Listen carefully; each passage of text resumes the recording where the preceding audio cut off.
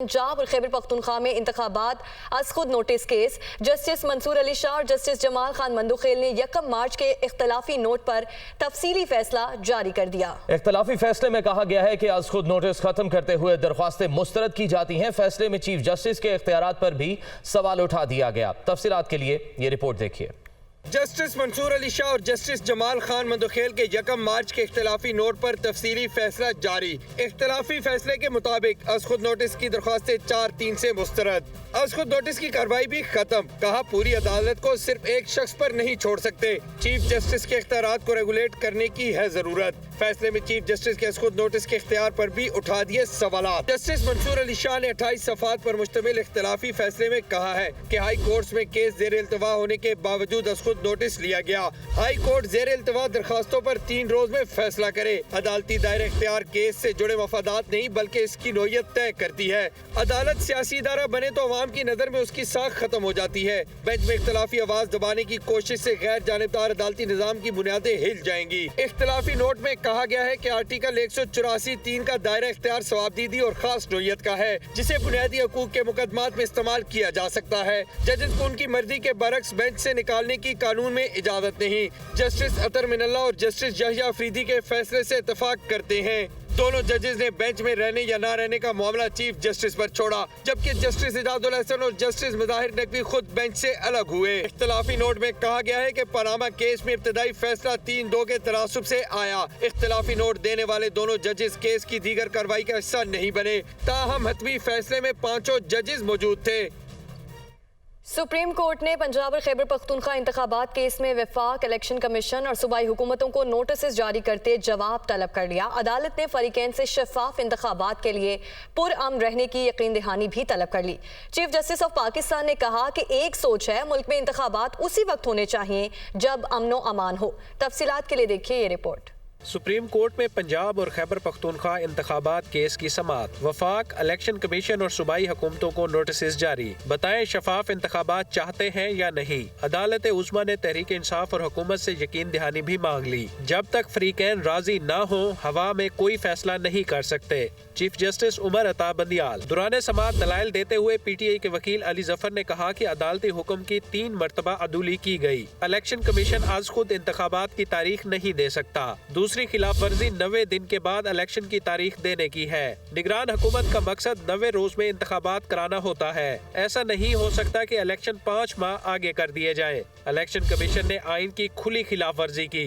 वजारत दाखिला और दिफा ने सिक्योरिटी एहलकारों की फराहमी से इनकार किया। आइन इंतजामिया के अदम तावन पर इंतखाबात मुलतवी करने की इजाजत नहीं देता। क्या गारंटी है कि अक्टूबर में हालात ठीक हो जाएंगे। जस्टिस जमाल मंदुखेल ने कहा कि अदालती हुक्म पर अमल दरामद हाई कोर्ट का काम है। अली जफर ने कहा कि मामला सिर्फ अदालती अहकामात का नहीं, 2 सूबों के इलेक्शन का मामला एक हाई कोर्ट नहीं सुन सकती।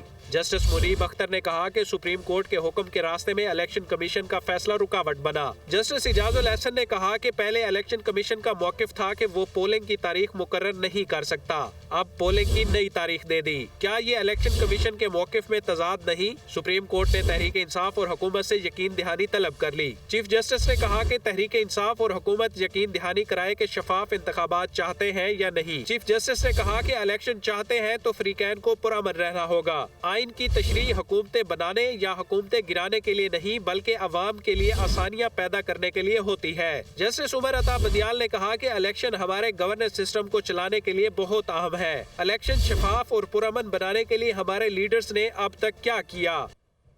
इस्लामाबाद हाई कोर्ट ने साबिक वजीर आजम और चेयरमैन तहरीक इंसाफ इमरान खान की 7 मुकदमात में उबूरी जमानत मंजूर कर ली है। चीफ जस्टिस आमिर फारूक ने रिमार्क्स दिए कि जब इंतजामिया गैर जिम्मेदाराना बयान देगी तो क्या होगा। अदालत ने सिक्योरिटी के हवाले से वफाकी हुकूमत को नोटिस भी जारी कर दिया है। तफसीलात के लिए ये रिपोर्ट देखते हैं। चेयरमैन पाकिस्तान तहरीक इंसाफ की 7 मुकदमात में 6 अप्रैल तक उबूरी जमानत मंजूर। इस्लामाबाद हाई कोर्ट ने पुलिस को इमरान खान की गिरफ्तारी से रोक दी। अदालत में एडवोकेट जनरल और फवाद चौधरी के माबेन तल्ख कलामी। साबिक वज़ीर आज़म की सिक्योरिटी के हवाले से वफाकी हुकूमत को नोटिस भी जारी। इमरान खान की सिक्योरिटी वापस लेकर बहुत गलत काम किया गया। Chief justice Islamabad high court. Indian bench में समाअत के दौरान चीफ जस्टिस आमिर फारूक ने कहा कि रजिस्ट्रार ऑफिस का एतराज है कि ट्रायल कोर्ट क्यों नहीं गए। वकील ने कहा कि सिक्योरिटी खदशात की वजह से ट्रायल कोर्ट नहीं गए।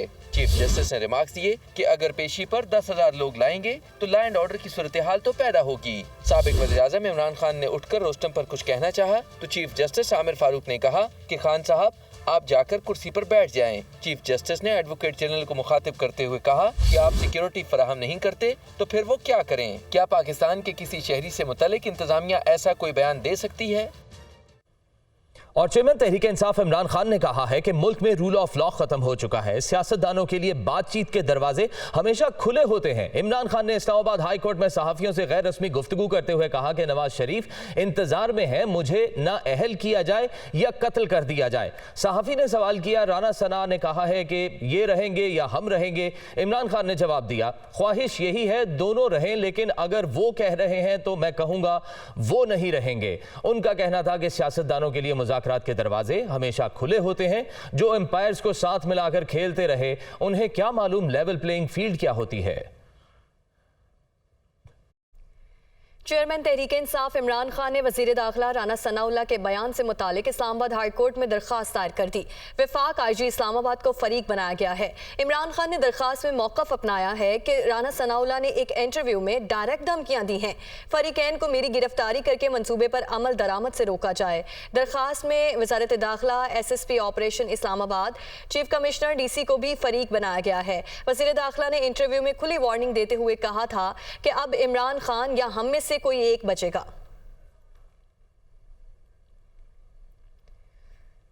مسلم لیگ نون کا نواز شریف کے خلاف غیر منصفانہ اور انتقامی فیصلے عوام کے سامنے لانے کا فیصلہ، عمران خان اور سہولت کاروں کے بارے میں تمام حقائق منظر عام پر لانے کی حکمت عملی بھی تیار کر لی گئی۔ مسلم لیگ نون کی چیف آرگنائزر مریم نواز کی زیر صدارت پارٹی ترجمانوں کا اجلاس۔ نواز شریف کے خلاف غیر منصفانہ انتقامی فیصلے اور گواہیاں عوام کے سامنے لانے کا فیصلہ، عمران خان اور سہولت کاروں کے بارے میں تمام حقائق منظر عام پر لانے کی حکمت عملی بھی تیار کر لی گئی۔ اجلاس میں اتفاق کیا گیا کہ عمران خان کی کرپشن، بدعنوانیوں اور لوٹ مار کے حقائق سامنے لائے جائیں، کسی رعایت کے بغیر سچ قوم کو بتایا جائے۔ مریم نواز نے جسٹس منصور علی شاہ اور جسٹس مندوخیل کے فیصلے کو پارٹی بیانیے کی جیت قرار دے دیا۔ اجلاس سے خطاب میں مریم نواز نے کہا کہ عمران خان پاکستان کا ماضی بن چکے ہیں۔ عمران خان اپنے کرپشن مقدمات سے عوام کی توجہ ہٹانا چاہتے ہیں۔ نواز شریف کے مقدمے میں آئین اور قانون کی پامالی کو بے نقاب کیا جائے گا۔ اگر انصاف ہے تو نواز شریف کے ساتھ زیادتی کی جتنی شہادتیں آ رہی ہیں ابھی تک ترازو کے پلڑے برابر ہو جانے چاہیے تھے۔ مریم نواز نے مزید کہا کہ گزشتہ 4 سال میں معیشت تباہ اور عوام غریب ہوئے۔ 10 نمبریوں کا صرف ایک نکاتی ایجنڈا ہے کہ لوٹ مار کریں۔ 4 سال میں 1 کروڑ نوکریوں میں سے 1 نوکری اور 50 لاکھ گھروں میں سے 1 گھر عوام کو نہیں دیا۔ 90 دن میں کرپشن ختم کرنے کی بجائے پاکستان میں کرپشن 14 درجے مزید بڑھ گئی تھی۔ اجلاس میں مسلم لیگ نون کے موقف اور اس کے بیانیے کا جائزہ لیا گیا۔ ملکی سیاست میں ترین گروپ نے دوبارہ سے متحرک ہونے کا اعلان کر دیا۔ گروپ کے کچھ ارکان نے تحریک انصاف نظریاتی کے نام سے سیاسی شناخت بنانے کی تجویز دے دی۔ لاہور میں جہانگیر ترین کی سربراہی میں گروپ کا مشاورتی اجلاس ہوا، جس میں وزیر اعظم کے معاون اون چودھری، نعمان لنگڑیال، اسحاق خاکوانی، اجمل چیمہ اور ترین گروپ کے سابق اراکین پنجاب اسمبلی نے شرکت کی۔ گروپ کے کچھ ارکان نے تحریک انصاف نظریاتی کے نام سے سیاسی شناخت بنانے کی تجویز دے دی۔ ترین گروپ نے تحریک انصاف کے مزید سابق اراکین اسمبلی اور رہنماؤں سے رابطوں کا فیصلہ بھی کر لیا۔ کچھ شرکا کا کہنا تھا کہ عمران خان کی پالیسیز نے پارٹی کو تباہی سے دوچار کر دیا۔ پارٹی کی بڑی تعداد میں رہنما عمران خان کی سیاست سے علیحدگی اختیار کرنا چاہتے ہیں۔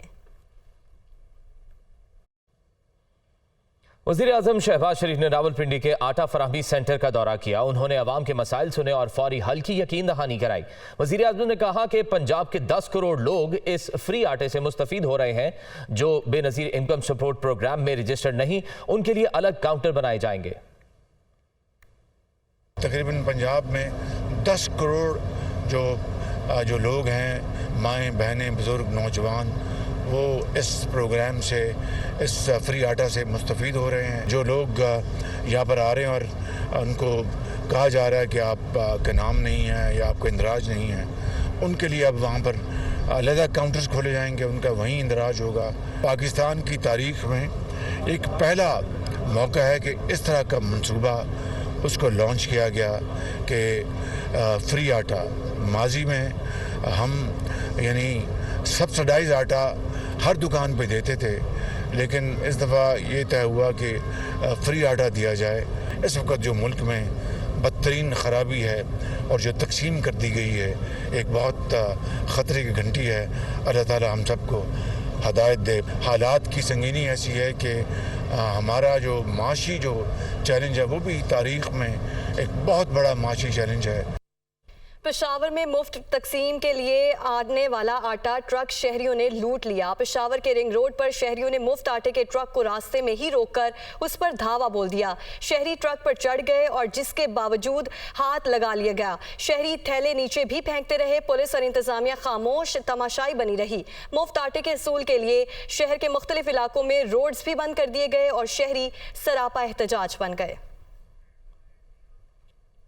محکمہ موسمیات نے آج سے ملک کے بالائی اور وسطی علاقوں میں بارش کی پیش گوئی کر دی. چند مقامات پر موسلا دھار بارش اور یالہ باری جبکہ پہاڑوں پر برف باری بھی ہو سکتی ہے. محکمہ موسمیات کے مطابق مغربی ہوائیں آج سے ملک میں داخل ہوں گی اور 31 مارچ تک اپنا اثر دکھائیں گی. 28 مارچ سے بلوچستان، پنجاب، خیبر پختونخوا، آزاد کشمیر اور گلگت بلتستان کے بیشتر علاقوں میں گرج چمک کے ساتھ بارش کا امکان ہے. تیز ہواؤں اور یالہ باری کے باعث کھڑی فصلوں کو نقصان، ندی نالوں میں طغیانی جبکہ راولپنڈی، لاہور، پشاور، نشیبی علاقے زیر آب آنے کا خدشہ ہے.